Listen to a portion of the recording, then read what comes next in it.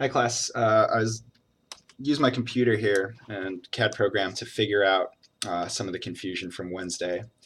The good news is I did get to the bottom of it, and I figured I'd record a video to explain it and also, organize this note sheet at the same time and go through it with you. So quick to just start off, some vocab recap. So minor axis is the shortest diameter to this ellipse. And again, an ellipse is an oval that represents a circle in perspective. But where the shortest diameter crosses the ellipse is also the largest curve of the ellipse at the intersection. So where this orange line is crossing this black ellipse, you can see that the black part of the ellipse is a gentler curve through there, as opposed to the major axis. So the major axis is the longest diameter, but where it crosses the ellipse, you can see the turn is a little bit tighter. So if like this curve here were translated into a circle, that circle would be kind of tiny, like this. And then finally, tangent. We talked about it's a line that touches but doesn't cross the ellipse. I like to think of it as like a smooth transition from a curved line into a straight line without any corners. So like I mentioned, I wanted to just use a computer program that's accurate to calculate an ellipse in perspective, and making sure there's no freehand human error to verify what's going on, which I'll explain shortly. So I have it in this program. Here's a cube, perfect circle on it, but then rotating it into perspective and using that as an underlay to then draw over with these two techniques that I mentioned on Wednesday, which I will cover again now. So here is my underlay. So the first technique, let's go through it. If you recall, so again, this is just underlays to keep the accuracy to a high degree. The first thing to do would be to draw your cube or your cube face in perspective. So leading edge, both of these lines going back to the vanishing point and defining where this back edge is. Again, drawing a cube in perspective is often done by eye. Again, here I have this underlay to keep it accurate, but remembering that as the face goes back in perspective, there is foreshortening, so this is going to get shorter as it goes back into the distance. The next step is to find the center of the face that we're drawing. So again, we can do that by drawing an X through the center. The third step is then to find the center of these lines going back to the vanishing point and the vertical lines in perspective. And so to bisect the lines going back to perspective, it's just a vertical line through the center here, which I'll represent in green. And then to bisect the vertical lines, it's a line through the center going back to the vanishing point. So that's step 3. Step 4, which I'll represent in teal or like a lighter blue, is to create this diamond. So that's kind of connecting the dots where this green plus sign is intersecting the red square and the red face we started with.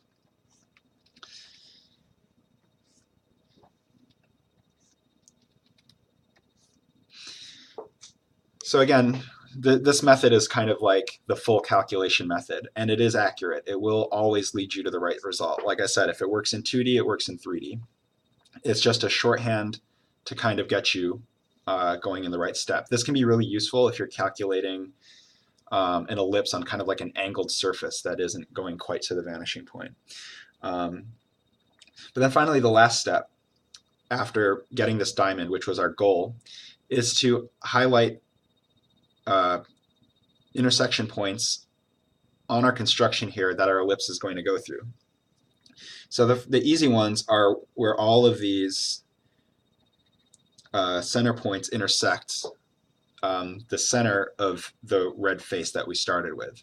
The next one is a shorthand, which again is halfway between the edge of the diamond and the corner of the square. Now again, this is just a shorthand to point you in the right direction. If you can see the underlay you can see that actually the properly calculated ellipse goes slightly to the inside of the center. But again, this is just a shorthand. It'll get you close enough. With freehanding, that's all we're looking for. And again, the final check, if it looks right, it is right. The final check is always judging the ellipse by eye and seeing how it looks. So we can see here that this is the full construction of method 1. Of course, the final step is to draw an ellipse that we try to have go through all of the centers of these yellow intersection points. And that's how we calculate a freehand ellipse. Now for an illustration point, instead of freehanding, I will take an accurate ellipse template here and get it as close to these dots as possible. But the nice thing with this tool and this program is it shows you the direction of the minor axis as a dotted line. And this will introduce the next method. So I would advise you, when you do this full calculation method, just ignore the minor axis and just do your best to follow the yellow dots that we created here. And that's sufficient to get you pointed in the right direction. But because we have this accurately calculated underlay, you can see, you hopefully will see that the second method aligns with the first method. They get you to the same end result, essentially. So again, by using this ellipse template here, you can see this dotted line, hopefully. Let me turn this underlay a little more clear. So hopefully you guys can see these really thin black lines. These are all pointing to our vanishing point on the right.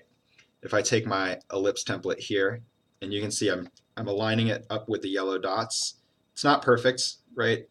The yellow dots, again, they're getting you close. But you can see that the minor axis is indeed pointing back to the vanishing point.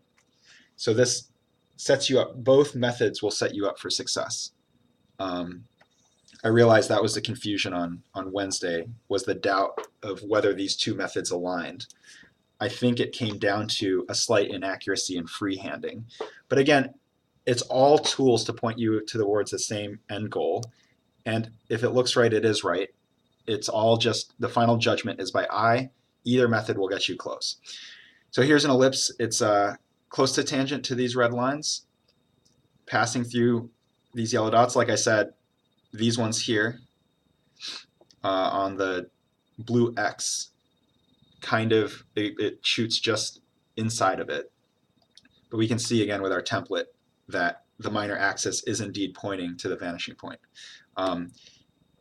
It's not, again, like it was maybe confusing on Wednesday, the minor axis is not,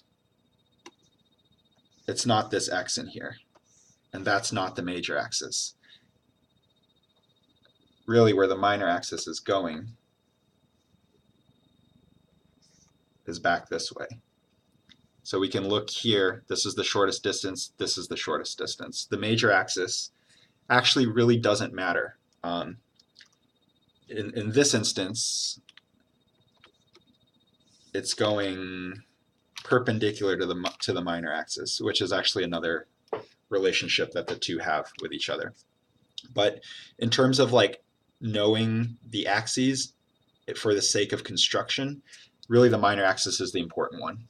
And again, if you think about it, this like a car wheel, this minor axis represents the axle pointing back to the right vanishing point in this case. So with that explained, this is actually the second method. Again, as mentioned on Wednesday, the second method, you can kind of forego all this calculation. What really is the most important is these red lines. So you would start with constructing a face of a cube.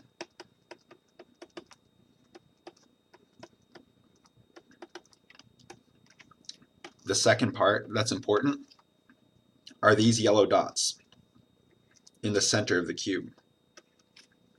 This gets the size of the ellipse correct. I'll explain that in a second here. But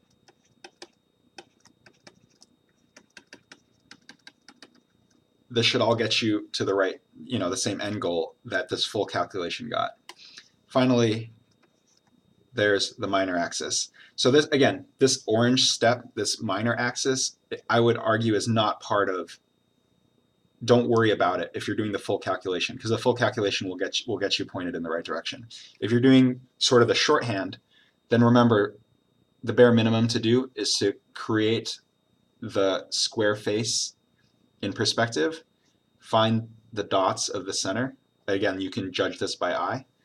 And then remembering that the minor axis points to the vanishing point. Again, always think of like a car wheel. Then you can draw your ellipse, trying to aim for the center of the square and trying to keep in mind that the minor axis is pointing to, in this case, the right vanishing point. Now in this case, we are calculating an ellipse on a vertical face here. All right, so all of these are true. I will type all this out, and I will type out method 1 with numbers here. But the next question is, what happens when it's on a horizontal face? So again, I verified this by looking at my accurately calculated cube, setting it up in perspective, and rotating it. I have another shape in here that shows this a little bit more accurately. So we talked about holes in a shape and how the ellipse corresponds. Okay. I wanted to create the shape to illustrate that this is a rectangular form with 3 holes cut through it. I can verify that perspective's on. If I rotate the shape about the center, watch the relationship of the ellipses as I spin the shape. You should notice that the minor axis always points up and down, and the horizontal axis always points left and right. So this is a true rule of ellipses on a horizontal face. This will always be the case. And again, I'm hoping that this computer illustration shows that as I spin this, that rule never changes. So I can show it a different way on this sheet. Down here at the bottom. So I'm going to refer to this. This is there's really only one method. I mean, I guess there's both methods to this, to drawing an ellipse on this horizontal face. You can do the full calculation, or again, you can kind of do the shorthand where you find the face, the center, and then use the minor axis. But in this case, on a horizontal face, the minor axis doesn't point to the vanishing point. On these horizontal faces, the minor axis is always pointing down to the bottom of the page. So again, I'm showing here 2 different cubes. You can see the calculation is on this front face, but you can see that the minor axis points to the bottom even though the cube is rotated. I overlap them here on the right, again, just to show that the ellipse lines up even though they're 2 different orientations. So I can hide the blue cube, turn it on, and you can see that the ellipse is identical even though these lines are pointing to different vanishing points. I will cover rotating a cube on Monday. They're pointing to different vanishing points, but on the same horizon line is kind of the key there. But again, just to make the final points, I will draw, again, using this ellipse template in this computer drawing program. Sketchbook is the program I'm using for those curious, and SolidWorks is the CAD program that I use to build the accurate shape. But again, if I kind of align this ellipse template up, with the shape and hold this down, you can see the minor axis represented by this long dotted line is more or less parallel to these vertical lines on the cube. So again, I hope this makes it clear that both methods work. Whether you do the full calculation which is this whole colorful step of red and then blue X and then green plus and then light blue or teal diamond. That will get you to the same end result as the shorthand of just finding the face, drawing an ellipse that's tangent to the center by keeping in mind the direction of where the minor axis is pointing. So the confusion on Wednesday was thinking that this blue X might be the minor axis. But again, with this full calculation, with the computer keeping us in line, keeping me in line, it shows that both methods work and get us to the same end result. The freehanding is kind of what can lead you astray if you don't have a perfect cube. But knowing that these methods lead to the same end results, and not having a perfect cube is fine. Again, to repeat myself, these two methods are all about getting you pointed in the right direction, getting you as close to accurate as possible.